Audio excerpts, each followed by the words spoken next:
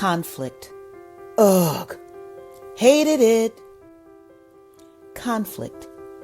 It's common, inevitable, gut-wrenching, exhausting, stressful, and often unmanageable. It's a you versus them versus you versus she, he versus you.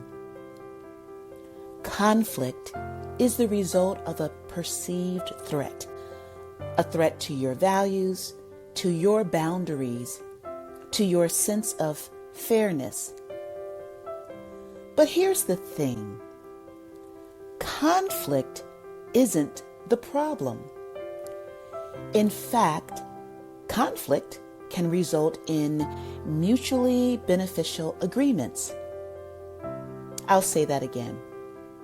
Conflict can result in mutually beneficial agreements. So, conflict isn't the problem. Unregulated emotions are. When you are in conflict with another, emotions can be all over the place because 67% of adults are unable to identify their emotions while their emotions are happening. 67%. That means most of us are walking into conflict already emotionally lost. We don't even know what we're feeling. We just know we're feeling it hard. But here's the first tool. When you can name your emotions, you can begin to tame your emotions. Say it after me.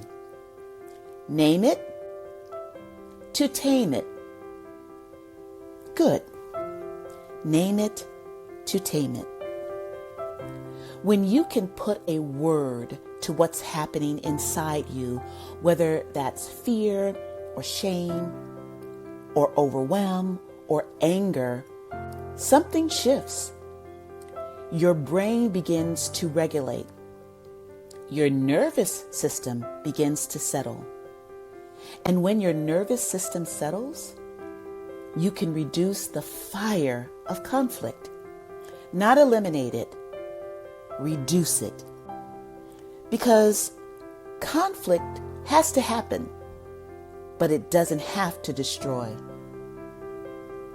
Now you may be asking, well, Pamela Elaine, what about the person I'm in conflict with? What if they don't tame their emotions? Good question. A really good question. Even if the other person does not name and tame their emotions, but you do, something unknown comes into play. I call it the law of EQ, emotional quotient. You see, human beings are wired for connection. Our nervous systems are constantly communicating, not just with words, but with emotional energy, with tone, with presence. When you regulate your emotions, when you get calm, when you get grounded, you become a signal, and that signal broadcasts. The other person's nervous system picks it up.